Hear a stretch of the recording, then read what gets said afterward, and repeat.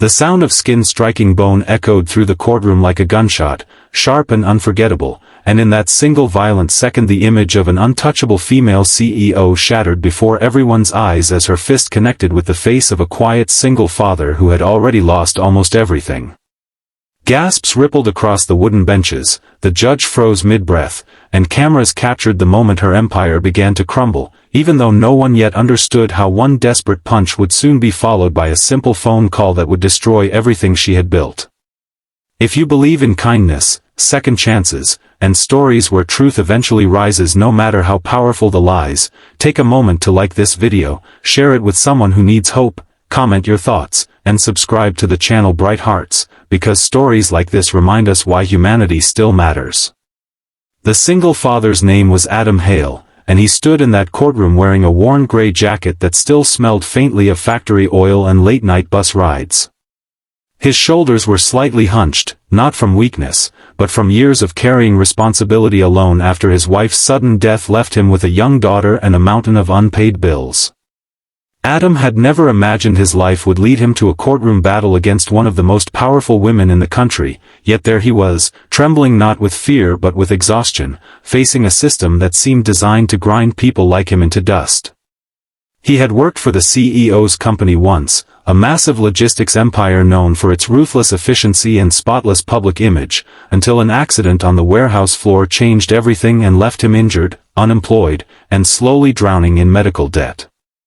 Across the room stood Victoria Cross, the CEO whose name alone could move stock markets and silence boardrooms. She was dressed in an immaculate navy suit, her hair pulled back with surgical precision, her posture straight and commanding as if the courtroom itself were just another board meeting she intended to dominate. To the world, she was a symbol of success born from discipline and ambition, a woman who had clawed her way to the top in a male-dominated industry and crushed anyone who tried to slow her down. What no one saw beneath that polished exterior was the fear she carried, the terror that one weak moment could expose the fragile foundations of her empire, foundations built on silence, intimidation, and buried truths. Adam's case was simple on the surface, a workplace injury claim that the company insisted was his own fault, yet it had dragged on for months as legal teams exhausted him with delays and technicalities. Every court appearance meant another day off work from his temporary job, another babysitting favor he had to beg for, another explanation to his daughter about why the lights might flicker again that night. He did not want revenge or wealth, only enough to cover his medical bills and secure a stable future for the child who depended on him, but the system kept reminding him that justice often bends toward those who can afford it. As the proceedings continued, tension built in the room like a storm cloud refusing to break. Evidence was presented that hinted at safety violations the company had ignored, internal reports that disappeared just before inspections, and testimonies from former employees too afraid to show their faces.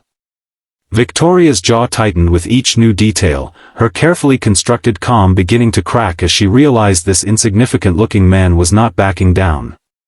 To her, Adam was supposed to be another problem crushed under legal pressure, another reminder to others not to challenge her authority, but instead he stood there quietly, refusing to yield, his resilience more threatening than any shouted accusation. The breaking point came not from a dramatic revelation but from the weight of accumulated frustration. As Adam described the impact of the injury on his life, his words steady despite the pain they carried, something inside Victoria snapped. The image of control she had cultivated for years shattered in an instant of rage, and before anyone could intervene, she crossed the space between them and struck him, her fist driven by fury and fear rather than reason. The courtroom erupted, not just from the shock of violence but from the symbolism of it, because in that moment power had revealed its ugliest face. Security rushed in, Adam staggered back in stunned silence, and Victoria stood frozen as the reality of her actions washed over her. Cameras flashed, phones recorded, and the narrative she had spent years shaping unraveled before her eyes. The punch alone would have been disastrous, but what followed was far worse, because power does not collapse from one visible mistake, it collapses when hidden truths are dragged into the light. In the days that followed, the incident dominated headlines, and public opinion turned with breathtaking speed.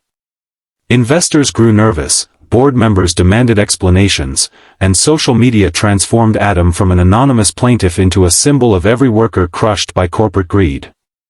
Yet Victoria still believed she could control the fallout, relying on crisis managers and legal teams to spin the story into a momentary lapse under stress.